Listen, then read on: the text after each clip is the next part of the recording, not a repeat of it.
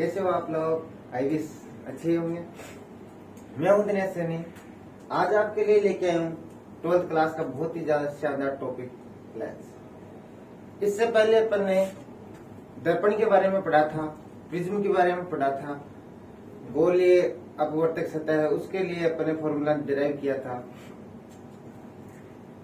ये जो लेंस है वो उन्हीं दो पीछे अपन ने पढ़ के आए हैं अपवर्तक सतह, उन्हीं अपवर्तक सतह से मिलकर बना एक प्रकाशीय उपकरण होता है अपने पास। देखो बता देता हूँ लेंस क्या होता है। लेंस एक ऐसा प्रकाशीय उपकरण है, लेंस एक ऐसा प्रकाशीय उपकरण है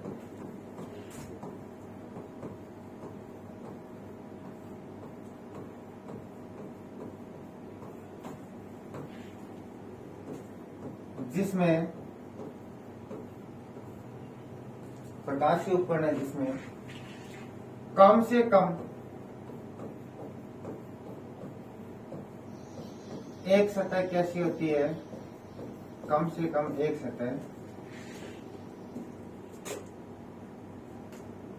गोलाकार होती है।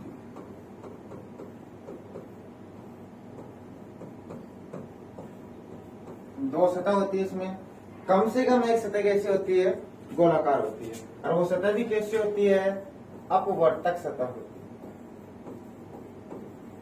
अपवर्तक जिसमें से प्रकाश है एक उस दूसरे माध्यम में जा सकता। तो दो अपवर्तक सतह से मिलकर, इन दोनों के अपवर्तक सतह के बीच में कोई पदार्थ भरा रहता है, दो अपवर्तक सतह से मिलकर अपने पास बनाया गया एक ऐसा उपकरण जिसमें कम से कम एक सतह तो किसी है गोलाकार। तो इस प्रकार का जो उपकरण होता है उसको अपन क्या कहते हैं, लेंस कहते हैं। जनरली अपन ये लेंस है वो दो प्रकार से पढ़ते हैं, एक तो उत्तल लेंस और दूसरा अवतल लेंस। देखो एक तो इस प्रकार से लेंस के प्रकार,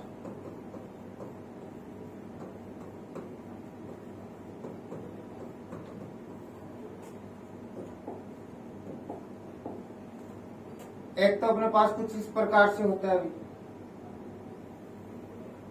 देखो इसके बीच में कोई ना कोई पदार्थ भरा रहता है। दोनों सतह कौन सी है, कॉन्वेक्स।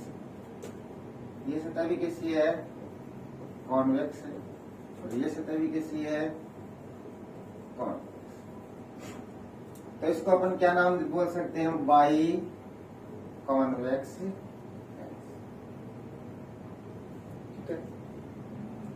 एक अपन कुछ इस प्रकार से बता सकते हैं कि दो अपवर्तक सतह, सॉरी कौन से अपवर्तक सतह, अवतल कौन के ऊपर सकते हैं।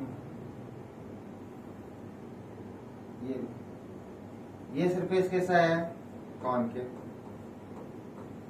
ये भी कैसा है, कौन।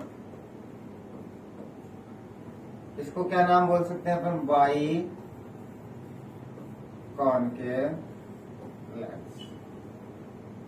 बाई दो है, कॉनकेव सरफेस है, तो इसका नाम होगा बाई कॉनकेव। इसके बीच में कोई ना कोई पदार्थ जैसे कांच या कोई पारदर्शी पदार्थ है भरा होता है। ठीक है। दोनों सतह कैसी होती है, अपवर्तक सतह होती है कि प्रकाश इस सतह के अंदर प्रवेश कर सकता है। अगर ये जो अपन ने बनाया है, दो अपवर्तक सतह लिए अपन ने, इस वाले देखो ध्यान से देखना, ये जो सरफेस है ये किसी ना किसी गोले के भाग को काट के बनाए गए हैं। और ये जो सरफेस है ये भी किसी ना किसी गोले के भाग को काट के बनाया, दोनों को फिर मिला। क्लियर। अब ये जो इस लेंस का जो सेंटर पॉइंट होता है इसको बोलते हैं अपन प्रकाशिक बिंदु। इसको क्या बोलते हैं अपन, प्रकाशिक। ठीक है। ये जो जैसे कि अपन दर्पण में पढ़ा था एज इट इज, ये सरफेस जिस गोले का भाग है उसका केंद्र, ये लिख लिया मैंने C1। इसकी कोई ना कोई फोकल लेंथ होगी F1। ये भी किसी ना किसी गोले का भाग है, इसके लिए भी C2। अपन जब दर्पण पढ़ा था, दर्पण में एक ही वक्रता के अंदर एक ही फोकस दूरी, एक ही फोकस बिंदु होता था। लेकिन जब आप लेंस पढ़ रहे हैं तो लेंस दो सतह से मिलकर बना है, तो दो सतह हैं तो उसमें दो वक्रता के अंदर दो फोकस दूरी, दो फोकस बिंदु होंगे, ठीक है, दो ही ध्रुव होंगे। इसकी कोई ना कोई फोकल लेंथ पीछे पट रखा अपन ने, पीछे का क्लियर है तो ये आगे अच्छे से समझ में आएगा। ये देखो, इसका कोई ना कोई ध्रुव है, इसको नाम दे दिया मैंने P1। इसका कोई ना कोई ध्रुव है, इसको नाम दे दिया मैंने। इसकी कोई ना कोई ये रेडियस है, इसको मैंने लिख लिया R2। इसकी भी कोई ना कोई रेडियस है, इसको मैंने लिख लिया। तो इस प्रकार से जब अपन लेंस पढ़ेंगे, लेंस के बारे में जब अपन डिटेल से अध्ययन करेंगे तो पता लगेगा अपन को कि इसमें दो तो वक्रता केंद्र होते हैं, दो फोकस दूरी होती है, दो ही ध्रुव होते हैं, दो ही वक्रता त्रिज्या।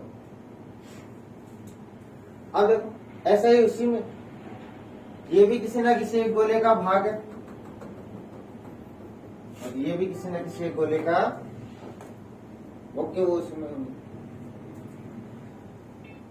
अब ये अगर अपने पास जो R1 है, इस वाले की रेडियस, और वो बराबर हो जाए R2, यदि R1 ये दोनों है एक समान गोले की अगर भाग हो, तब अपन इस लेंस को बोल सकते हैं इक्विकॉन्वेक्स लेंस। इसी प्रकार ये भी, इसके लिए भी R1 और R2 बराबर हो जाएंगे, तब इस लेंस को अपन क्या कहेंगे, इक्विकॉन्केव लेंस, ठीक है। आगे देखो,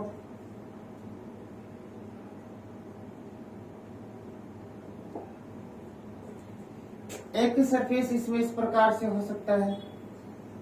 कौन सी सरफेस है? अभी अभी लिया था अपन ने, कॉन्वेक्स। एक सरफेस इसमें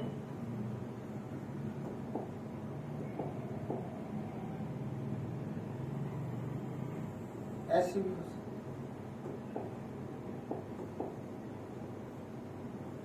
ये कैसी सरफेस है? देखो पीछे वाले डायग्राम में, ये वाली ऐसी कैसी बनाई है मैंने, ठीक है। ये कौन सी हो गई? कौन? एक सरफेस अपन इसमें टाइप्स बता रहा हूं इनकी, ये वापस से कौन सी ले ली मैंने? कॉन्वेक्स। एक सरफेस कैसे हो सकती है?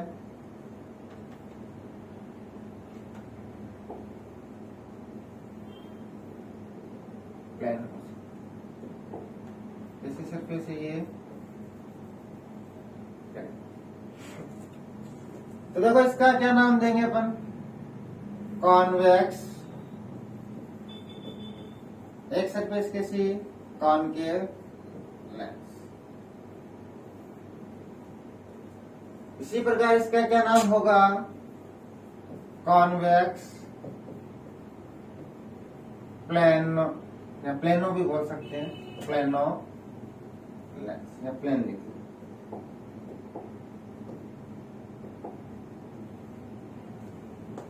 क्लियर है? इसी प्रकार देखो आगे,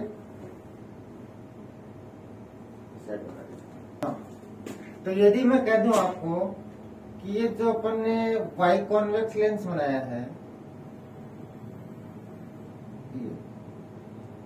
ये इसका प्रकाशिक बिंदु पढ़ते हैं अपन, सेंटर बिंदु, और से लिखते हैं इसको। ये मैंने बना लिया इसकी प्रिंसिपल एक्सिस, ठीक है। अब देखो, ये इसके लिए कोई पोल P1, इसके लिए कोई पोल P2, जो द्वारक होता है उसका मध्य बिंदु है वो ध्रुव कहलाता है। ये प्रकाशिक बिंदु, ठीक है। यदि मैं कह दूं कि इफ जो P1 P2 है वो बिलोंग्स टू G, P1 और P2 बिलोंग्स टू, ये दोनों के बीच की जो डिस्टेंस है वो बहुत ही कम है। कम है तो ये लेंस कैसा लेंस कहलाएगा अपना, ये पतला लेंस है। लगभग जो P1 और P2 है वो लगभग एक ही बिंदु पर मिल जाएंगे। ये तो समझाने के लिए मैंने आपको डायग्राम थोड़ा बड़ा बनाया, बाकी ये जो लेंस होता है वो बहुत ही पतला होता है, तो P1 और P2 लगभग बराबर होते। चलो आगे अपन पढ़ने वाले बहुत ही इंपॉर्टेंट टॉपिक, तो 12th की नजर से देखें तो बहुत ही ज्यादा खास रहने वाला है। टॉपिक का नाम है लेंस मेकर सूत्र। लेंस मेकर सूत्र। इससे पीछे अपन ने एक टॉपिक पढ़ा था गोलीय सतह से अपवर्तन। इसी पीछे अपन ने एक टॉपिक पढ़ा था गोलीय सतह से अपवर्तन। उसके लिए मैंने एक वैल्यू फाइंड आउट की थी कि जो μ2 डिवाइड बाई v माइनस का μ1 divide by u equal μ2 divide minus का μ1 डिवाइड बाई r। पीछे वाले लेक्चर में मैंने बताया था कि जो गोलीय सतह होती है, गोलीय अपन ने उत्तल सतह ली थी, गोलीय सतह से अपवर्तन पढ़ा था अपन ने।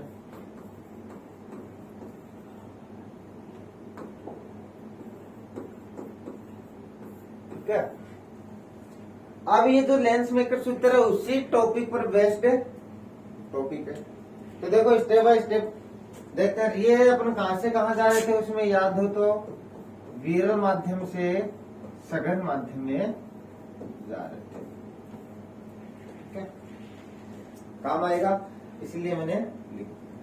देखो डायग्राम बना के देखते हैं। जब डायग्राम समझ में आ जाएगा तब अपने आप की डेरिवेशन समझ में आ जाएगा।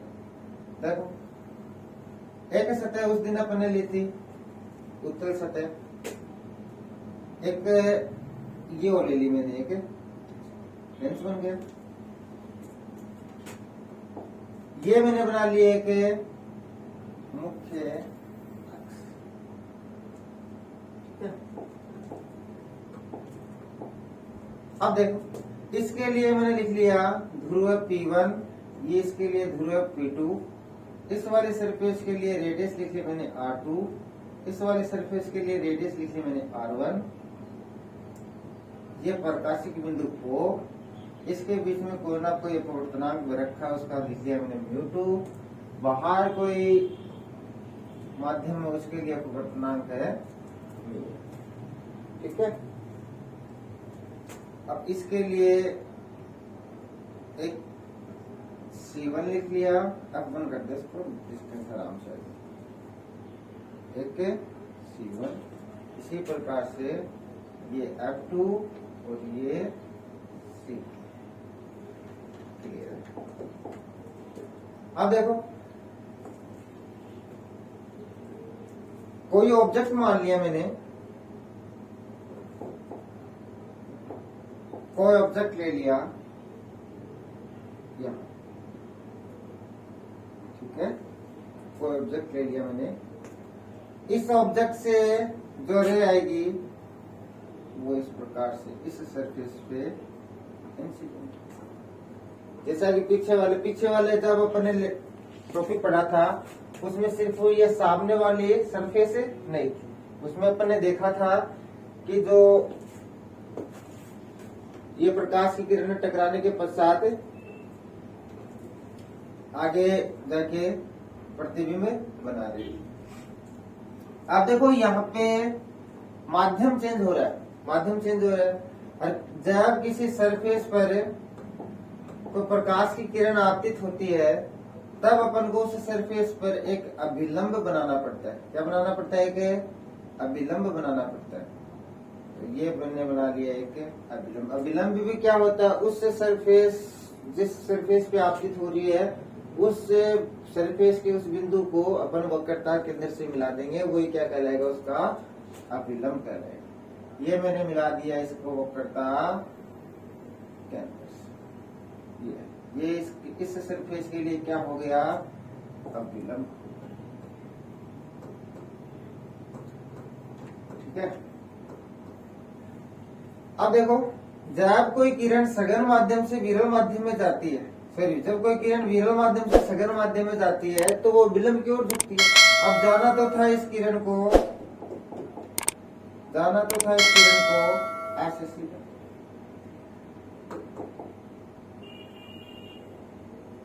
लेकिन ऐसे ना जाके क्या करेगी ये, अभिलंब की और झुक जाएगी।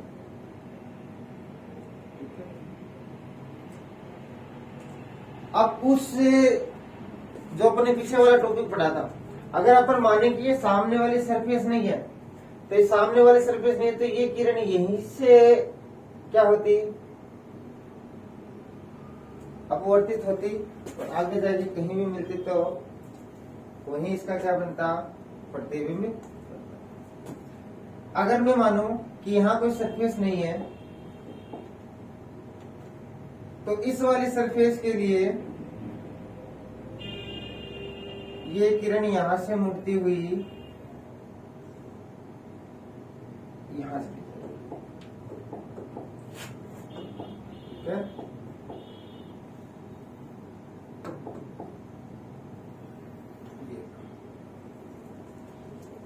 जहां पे काटेगी वहीं क्या बनेगा, इमेज बनेगी। इस इमेज को लिख लिया मैंने आई डैश, ठीक है। इस वाले ऑब्जेक्ट के लिए, इस वाली सरफेस के लिए इमेज कहाँ बन रही है, यहाँ बन रही। माना कि मेरे सामने कोई सरफेस नहीं है, इसको मैंने नाम दे दिया ए बी सी और डी, ठीक है। लेकिन ध्यान से देखो, सामने एक सरफेस है और सामने एक सरफेस है और अब यहाँ पे भी ये किरण, यहाँ पे जो किरण आ रही है, ये वाली किरण, ये इस सरफेस के लिए आपतित किरण का काम कर रही है। इस सरफेस के लिए किसका काम कर रही है, आपतित किरण का। अब जब कोई आपतित किरण किसी सरफेस पे आपतित होती है तो माध्यम चेंज होगा, तो वो या तो विलंब से दूर हटेगी या विलंब की ओर झुकेगी, वो माध्यम पे डिपेंड करता है। अब किरण कहां से कहां जा रही है, अब किरण सघन से विरल माध्यम में जा रही है, इस बिंदु पे आपतित हो रही है। अब अपन को इस बिंदु पर विलंब चाहिएगा। अब ये जो सरफेस है, इस सरफेस को उसके वक्रता केंद्र से मिला दो, वही क्या होगा, इसका अभिलंब बन जाएगा। ये मैंने मिला दिया, ये क्या हो गया इसके लिए,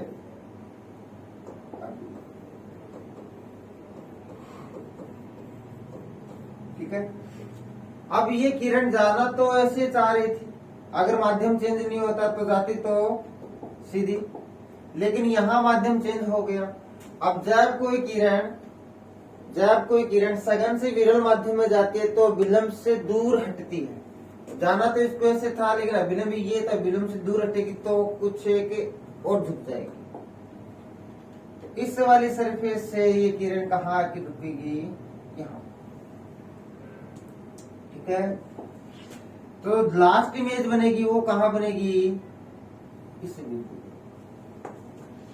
ये ऑब्जेक्ट लिया था अपन ने, इस ऑब्जेक्ट की डिस्टेंस को अपन क्या लिखते हैं, यू, ठीक है। इस वाली सरफेस के लिए इमेज कहाँ बनी, इस वाली सरफेस के लिए इसको U1 लिख लिया, इसको V1 लिख लिया। अब देखें तो इस वाली सरफेस के लिए ऑब्जेक्ट का काम कौन कर रहा है, ये किरण इस पीछे से आती दिख रही है, इसको पीछे से किरण कहां से आ रही है इसको नहीं पता, तो ये कौन से को अपना ऑब्जेक्ट समझेगा, ये जो I1 जो इस वाली सरफेस के लिए प्रतिबिंब बन रहा है वो इस ADC सरफेस के लिए किसका काम करेगा, ऑब्जेक्ट का काम करेगा, ठीक है। तो इस वाली सरफेस के लिए अगर अपन बात करें तो ये इसके लिए क्या हो गया, U2 हो गया। और इसके लिए जो लास्ट प्रतिबिंब बन रहा है उसको लिख लिया मैंने V2 लिख।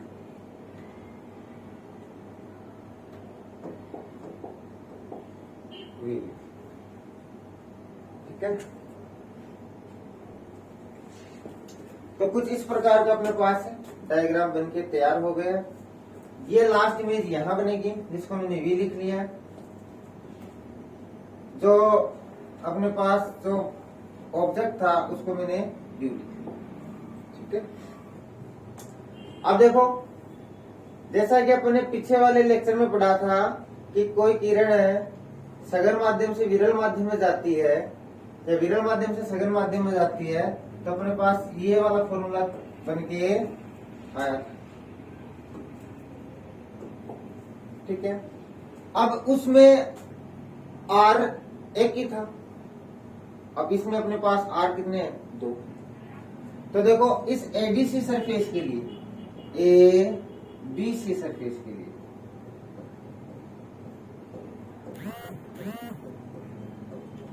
ABC पृष्ठ के लिए, ABC पृष्ठ के लिए किरण कहां से कहां जा रही है, विरल से सघन। ये फॉर्मूला भी किसका था, विरल से सघन का था। ठीक है,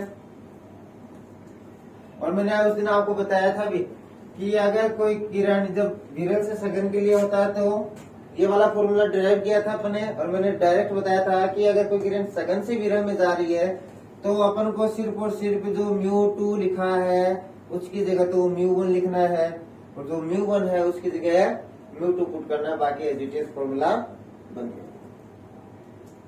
तो पृष्ठ एबीसी के लिए, एबीसी पृष्ठ के लिए किरण कहां से कहां जा रही है, विरल से सघन माध्यम। ठीक है, फॉर्मूला यही काम में आएगा। क्या फॉर्मूला, μ2/V।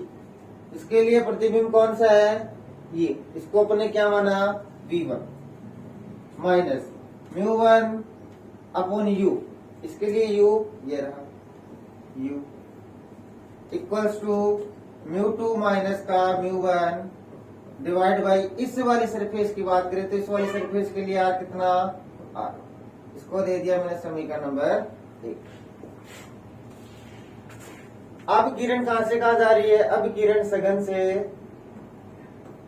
विरल में जा रही है, तो सघन से विरल में पृष्ठ कौन सा, पृष्ठ ADC। फॉर्मूला क्या हो जाएगा, μ1/V माइनस का μ2/U इक्वल्स टू μ1 माइनस का μ2 डिवाइड बाई R। ये वाला फॉर्मूला बन जाएगा। अब देखो μ1/V, इसके लिए V कौन सा है, इस वाली सरफेस के लिए लास्ट इमेज ये बनी तो V लिख लिया, माइनस μ2/U। इसके लिए U कौन सा है, इसके लिए U ये वाला जो अपने U2 लिखा था, अरे U2 एक्चुअल में क्या है, V1 है, तो ये लिख लिया मैंने V1 इक्वल μ1 माइनस का μ2 डिवाइड बाई, इसके लिए R कौन सा है, इसके लिए R2, ये R2। समीकरण नंबर, समीकरण 1 और 2 को ऐड कर दो, समीकरण 1 प्लस समीकरण 2। देखो उस साइड क्या है, μ2/V1 माइनस का μ1/U। लेफ्ट हैंड साइड में left hand side, right hand side में राइट हैंड साइड। ये आ गया μ1/V माइनस का μ2/V1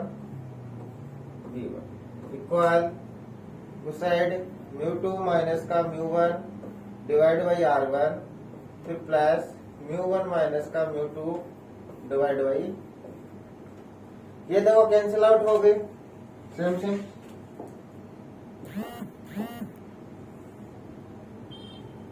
यहाँ क्या बचेगा, यहाँ बचेगा μ1 कॉमन निकाल लिया मैंने, 1/V माइनस का 1/, यहाँ देखो कॉमन आ रहा है, मैंने कॉमन निकाल लिया μ2 माइनस का μ1। तो यहाँ तो बच जाएगा 1/r1, और यहाँ देखो μ2 माइनस का μ1 निकाला मैंने, तो ये क्या हो जाएगा, माइनस का हो जाएगा, माइनस का 1/, क्लियर। इस μ1 को नीचे भेज दो, तो यहाँ बचेगा 1/v माइनस का 1/u इक्वल्स टू μ2 माइनस का μ1 डिवाइड बाई μ1 1/r1 माइनस का 1/r। इसको अपन क्या लिख सकते हैं, 1/v माइनस का 1/u इक्वल्स टू μ2/μ1 माइनस का 1 और 1/r1 माइनस का 1/, इसको अपन क्या लिख सकते हैं, 1/v माइनस का 1/u μ2/μ1 1/μ2 ऐसे लिख सकते हैं, पीछे बताया था मैंने, माइनस का 1 और 1/r1 माइनस का 1/, ये जो अपने पास फॉर्मूला बन के आया है, ये फॉर्मूला कहलाता है लेंस मेकर सूत्र। बहुत ही ज्यादा इंपोर्टेंट फॉर्मूला है। अब देखो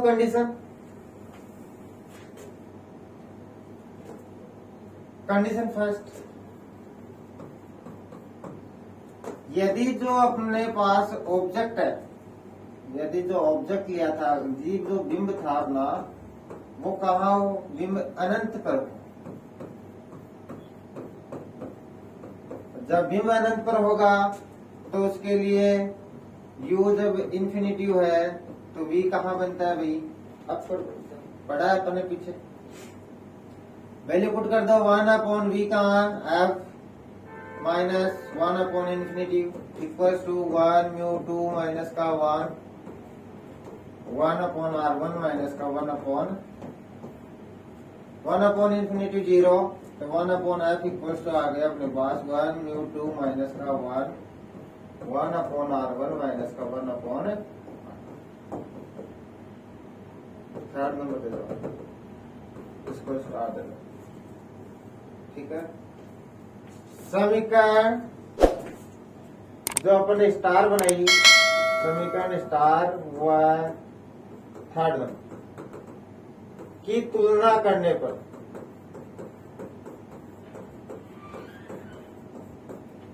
देखो 1/μ1 माइनस का 1/r1 माइनस का 1/r2, इसमें भी है, इसमें भी है, ये किसके बराबर है, 1/f के बराबर है। तो अपन समीकरण 3 से क्या लिख सकते हैं, 1/v माइनस का 1/u इक्वल्स टू 1/,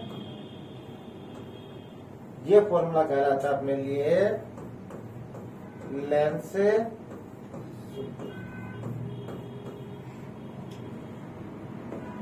ऐसे याद हो तो थोड़ा सा डिफरेंस था, मैंने एक फॉर्मूला बताया था, ये कहलाता है दर्पण। सेम ये यहाँ प्लस और माइनस का। तो आज जब अपने लेंस मेकर फॉर्मूला पढ़ा है, इसके लिए मैंने आपको पूरी कोशिश की है कि एक एक चीज को स्पष्ट रूप से धीरे धीरे मैंने आपको बताया है। फिर भी अगर कोई डाउट हो तो कमेंट सेक्शन में कमेंट कर देना, डाउट क्लियर कर दिया जाएगा आपका। आज के लिए इतना ही, धन्यवाद।